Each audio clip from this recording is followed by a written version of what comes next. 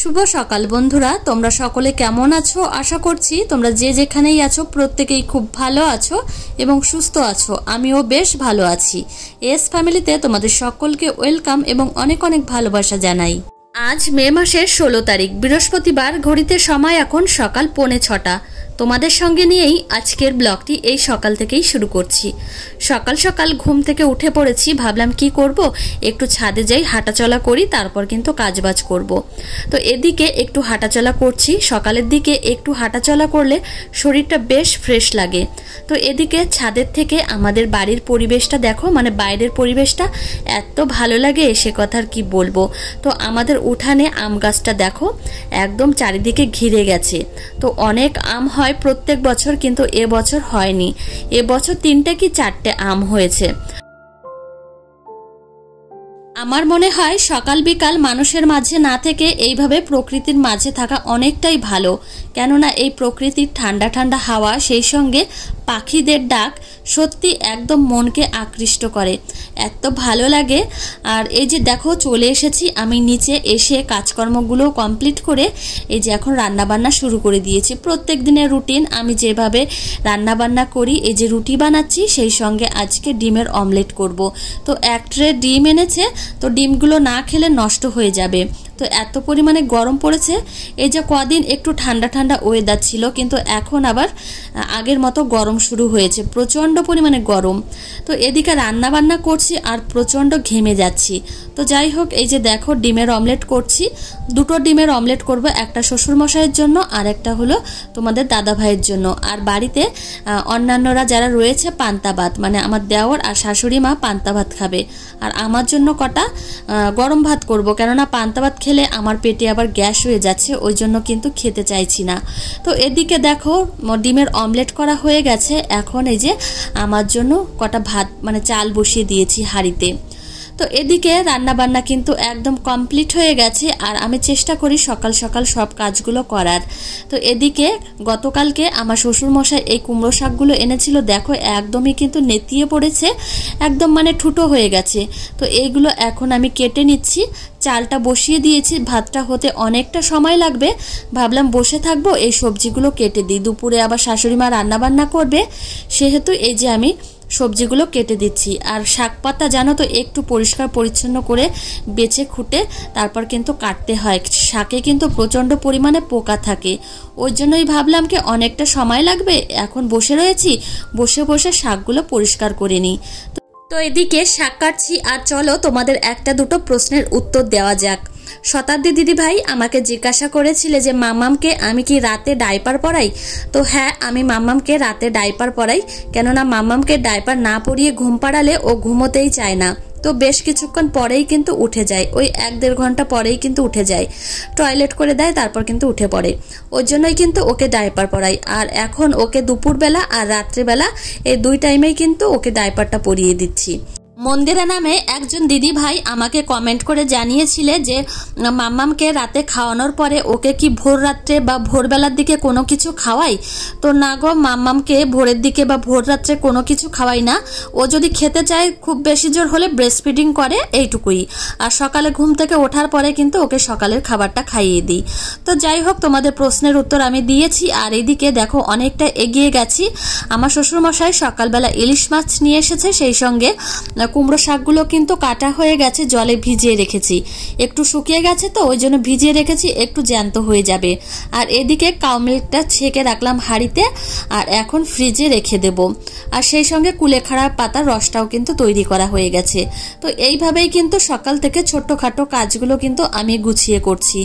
জানো তো, ছোট্টখাটো কাজগুলো করতে অনেকটা ধৈর্যের প্রয়োজন হয়। বড় কাজগুলো কিন্তু একদম তাড়াহুড়ো করে আসা যায়, কিন্তু এই ছোট্টখাটো কাজগুলো করতে প্রচুর পরিমাণে ধৈর্যের প্রয়োজন হয়। তো যাই হোক, এইদিকে কিন্তু রান্নাবান্না তো কমপ্লিট হয়ে গেছে।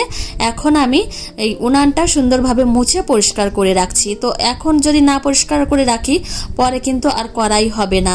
আর একটা বিশেষ কথা হচ্ছে, আজকে বাড়িতে মিস্ত্রিরা কাজ করছে, বিশেষ করে এই রান্নাঘরে যে পাশে সিঁড়িটা রয়েছে সেখানে। ওই জন্য ধুলোবালির পরিমাণটা এতটা বেশি হয়েছে, মানে প্রচণ্ড পরিমাণে হয়েছে। আর পুট্টির কাজ করছে, আর আমাদের নিচের তলা রান্নাঘরে যে সমস্ত জায়গা একটু মানে ভাঙা ভাঙা রয়েছে, টাইলস লাগানো হয়েছিল, সেই জায়গাগুলোতে একটু পুট্টির কাজও করছে, ওই জন্য কিন্তু নোংরাটা একটু বেশি হচ্ছে। তো যাই হোক, পরিষ্কার পরিচ্ছন্ন করে রাখাটাই এখন কষ্টকর হয়ে উঠছে, তবুও যতটা করা যায় ততটা পরিমাণে করছি।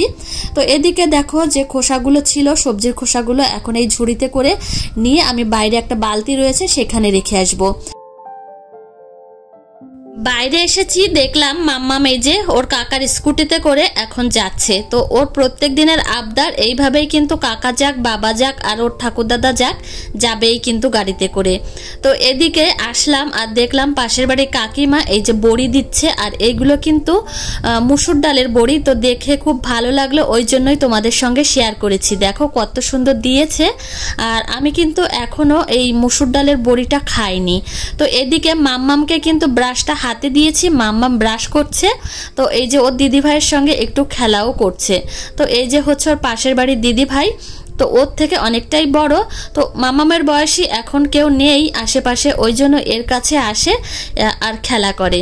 তো যাই হোক, এখন মামামকে নিয়ে যাব, চোখ মুখ ধুয়ে ওকে আবার খাইয়ে দেবো। তো এই যে দেখো সিঁড়ি ঘরে কাজ করছে, যে ডান দিকে যে সাদা বর্ডার, এইখানেই কিন্তু অন্য কালারের বর্ডার বসবে। তো সকালবেলা মামামকে খাইয়ে দিয়েছি, এইদিকে অনেক মানে জামা কাপড় হয়েছে, এখন এক এক করে ধুয়ে দিচ্ছি। তো এদিকে দেখো আমি এই কার্পেটটা ধুয়ে দিয়েছি, প্রচন্ড পরিমাণে ভার, তো ছাদে যাইনি আজকে, এই নিচেই মেলে দিচ্ছি। আর এই প্রচন্ড গরমে সত্যি কথা বলতে ছাদে যেতেই ইচ্ছা করে না, ওই জন্যই কিন্তু নিচেই মেলে দিই সব জামা কাপড়গুলো। তো এদিকে দেখো মাম্মাম আমার পেছন পেছন ঘুরে বেড়াচ্ছে। তো একটা বড় একটা জুতো পরেছে, ওর দাদা ভাইয়ের জুতো। আর এই যে আমার পাশের বাড়ি একটা দাদা, তো এসে মামামের সঙ্গে কথা বলছে, প্রত্যেক দিন কিন্তু কথা বলে। আর এই দাদা পেছনে যে মাঠ রয়েছে আমাদের ছাদ থেকে দেখা যায়, সেই মাঠেই কিন্তু চাষবাস করে, আর আমার মামামের সঙ্গে দেখা হয়, এইভাবেই প্রত্যেক দিন কথা বলে। তো যাই হোক, এই কার্পেটটা কিন্তু ধুয়ে দিয়েছি, আর এই কার্পেটটা আমার ঘরের মেঝেতেই পেতে দিই মাঝে মাঝে, মামামকে যখন খাওয়াতে বসি তখন এই কার্পেটটা পেতে দিই। তো এই যে দেখো জামা কাপড়গুলো সকাল সকাল ধুয়ে দিয়েছি, আর এখন জানো তো একটু মেঘলা মেঘলা ওয়েদার, ওই জন্য সকালবেলা ধুয়ে দেওয়ার চেষ্টা করি।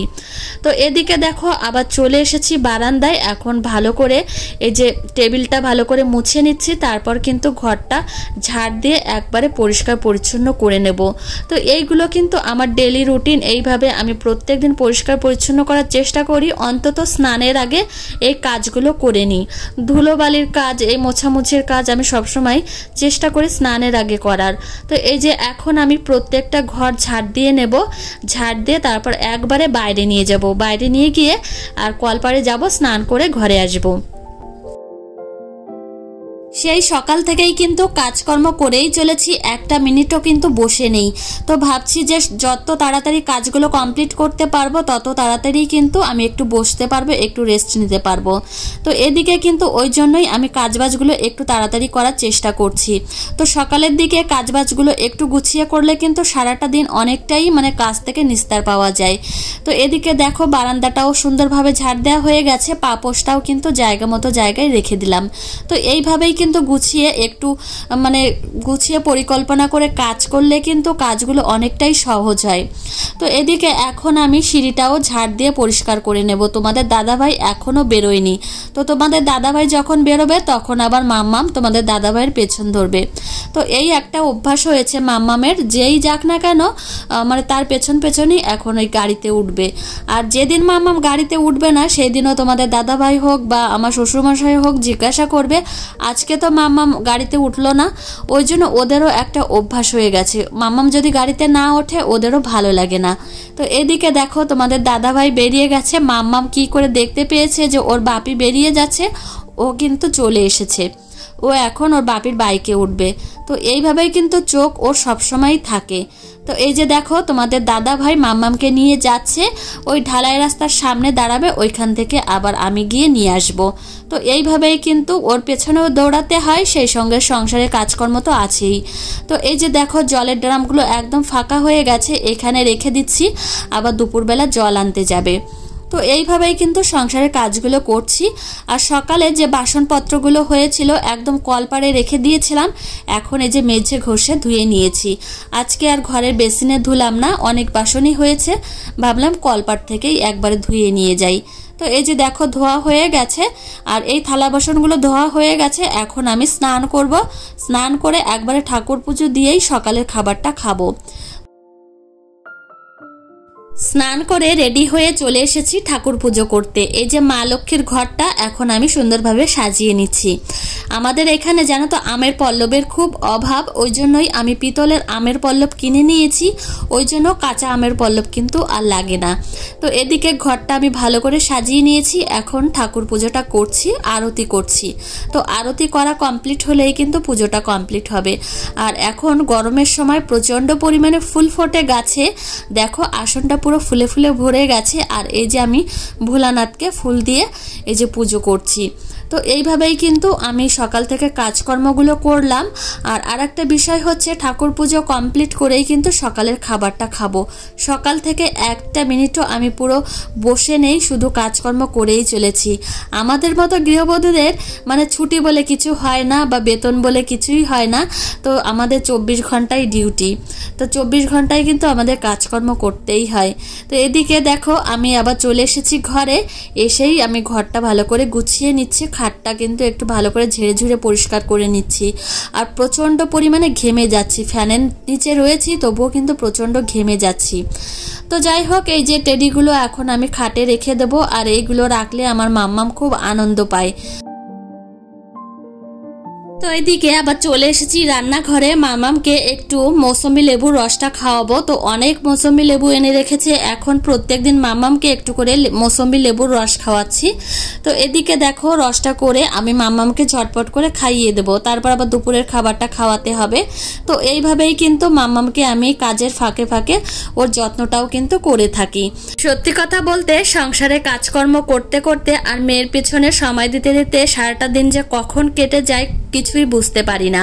তো এইভাবেই কিন্তু আমার সারাটা দিন কেটে যায়। তো ঘুম তো সারাটা দিনে হয় না, ওই রাত্রে যেটুকু ঘুমোই আবার সকাল সকাল কিন্তু ঘুম থেকে উঠে পড়ি। তো মামাম তো দুপুরের দিকে ভালোভাবেই ঘুমোয়, কিন্তু রাতের ঘুমটা ঘুমোতে অনেকটাই দেরি হয়, ওই জন্যই কিন্তু শরীরের ক্লান্তিটা একটু বেশি। একটু যদি পর্যাপ্ত পরিমাণে ঘুমোতে পারতাম তাহলে কিন্তু শরীরটা অনেকটা ভালো লাগতো। তো ঘুমানো মানে না ঘুমাতে পারার জন্যই কিন্তু এরকমটা মানে শরীরের মধ্যে অস্বস্তিটা হয়। তো যাই হোক, এইদিকে মাম্মাম কিন্তু ঘুমিয়ে পড়েছে, আমি চলে এসেছি রান্নাঘরে। মাম্মামের জন্য একটু খিচুড়ি রান্না করব। আজকে আমার শ্বশুরমশাই দেখালাম তো ইলিশ মাছ নিয়ে এসেছে, মাম্মামকে খাওয়াবো না ইলিশ মাছ, ওই জন্য খিচুড়ি রান্না করছি। আর মাম্মাম কিন্তু খিচুড়ি খেতে খুবই পছন্দ করে, ওর খিচুড়ি এমনিতে খুব ভালো লাগে। তো যাই হোক, এইদিকে অনেক ধরনের সবজি দিয়ে খিচুড়িটা রান্না করছি। আর এই যে মসুরির ডাল আর চাল ধুয়ে নিয়েছি, এখন এই যে দিয়ে দিলাম। তো চলো আমার প্রিয় বন্ধুরা, আজকের ব্লগটি এখানেই শেষ করছি। তোমাদের কেমন লেগেছে অবশ্যই জানিও, ভালো লাগলে একটা লাইক কমেন্ট করতে ভুলো না। আর দেখা হবে কিন্তু তোমাদের সঙ্গে পরে ব্লগে। ততক্ষণে তোমরা সুস্থ থেকো, সাবধানে থেকো এবং নিজেদের খেয়াল রেখো। ধন্যবাদ বন্ধুরা, টাটা।